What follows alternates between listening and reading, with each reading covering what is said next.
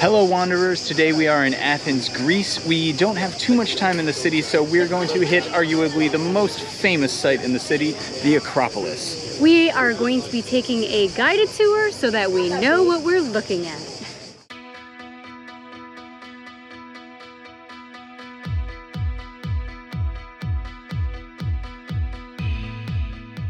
Entering from the south entrance, the first big sight you see is the Theater of Dionysus. So behind us is the Theater of Dionysus, built in the 6th century BC and the beginning of Western theater. So for those who don't know, Ryan and I both have degrees in theater, okay? So this is insane. We learned about this in school. This is Theater History 101. But we're here, we're touching, you know? We're like, but not really touching it. Famous plays from thousands of years ago.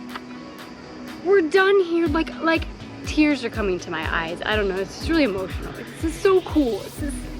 It's so cool. First of all, the theater was very large. It was for 17,000 people. You don't realize how big it was because more than half is destroyed. You see, the seats on the theater were climbing all the way up the hill, close to where the walls of the Acropolis begin. So it was a very large theater, 17,000.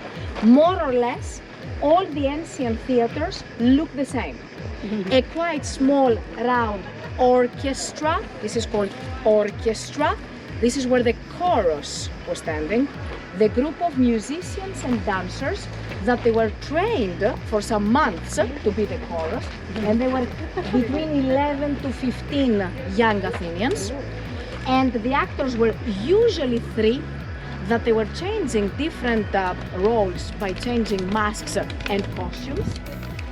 We have the seats that they go up the hill on both sides, so that's an amphitheater. The acoustics was very good.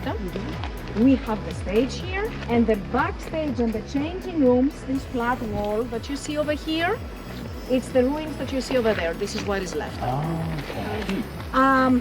You see that it's made of limestone, except the seats of the front row, you see they are marble ones. Can you imagine why? The patrons. For the rich people, for the VIP, priests, nobles, kings, sponsors. Sponsorship, big thing.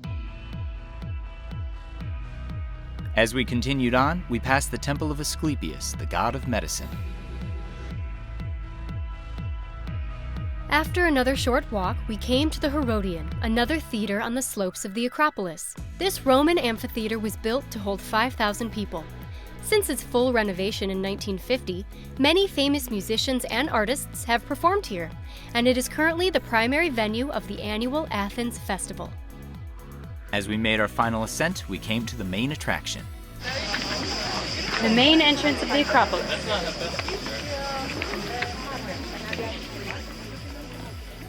On the right of the Propolia, or main gateway of the Acropolis, is the Temple of Athena Nike, built around 420 BC. We pass through the Propolia and emerge onto the top of the Acropolis with a view of the Parthenon on the right. Our guide leads us to the temple of Erechtheion. So they built this temple here a few years after the Parthenon. So this is the last temple built on the Acropolis. And they said, this temple is dedicated to Athena, again, because she's our goddess. Also to you, Poseidon, they didn't want to upset him. And also to your son, Erechtheion, that gave his name to the temple. This temple has a very difficult name. It's called Erechtheion. Erechtheion, in reality, he was a king of ancient Athens. The south side of the temple shows the famous caryatid porch. These statues are replicas with the originals in the Acropolis Museum and one in the British Museum.